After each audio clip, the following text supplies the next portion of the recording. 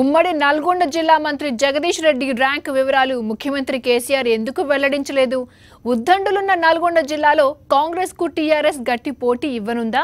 ముఖ్యమంత్రి కేసీఆర్ చేయించిన సర్వే నల్గొండ జిల్లాపై ఏమంటోంది?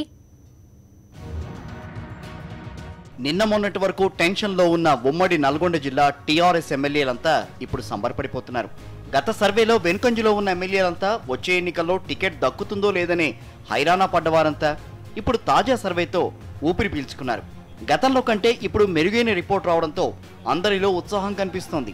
ఎమ్మెల్యేల పరిస్థితి ఇలా ఉంటే జిల్లా మంత్రి జగదీష్ రెడ్డి ర్యాంకును సీఎం వెల్లడించకపోవడం చర్చనీయాంశంగా మారింది. సీఎం కేసీఆర్ కంటే ఎక్కువ మార్కులు వచ్చి ఉంటాయని కొందరు హాస్యమాడుతుంటే, గతం కంటే తక్కువ వచ్చి ఉంటాయని అందుకే వెల్లడించలేదని మరికొందరు సెటైర్లు వేస్తున్నారు.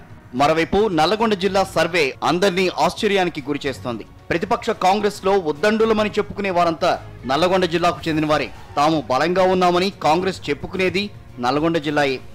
వచ్చే ఎన్నికల్లో పీసీసీ అధ్యక్షుడు ఉత్తమ్ కుమార్ రెడ్డి, సీఎల్పీ నేత జానారెడ్డి, ఉపనేత కోమటిరెడ్డి అంతా ఓడిపోతారని వచ్చిన సర్వే అందరినీ విస్మయానికి గురిచేస్తోంది. తెలంగాణలో కాంగ్రెస్ 2 చోట్ల మాత్రమే గెలుస్తుందని చెప్పడం కాంగ్రెస్ శ్రేణులను కలవరపెడుతోంది. దూకుడు మీదున్న కోమటిరెడ్డి బ్రదర్స్ దీన్ని జీర్ణించుకోలేకపోతున్నారు. మరోవైపు వచ్చే ఎన్నికల్లో నల్లగొండ నుంచి కేసీఆర్ పోటీ చేస్తారనే ప్రచారం కూడా జరుగుతోంది. ఒకవేళ అదే జరిగితే జిల్లాలో కాంగ్రెస్ నాయకులు గట్టి పోటీ ఎదుర్కోవాల్సిందే.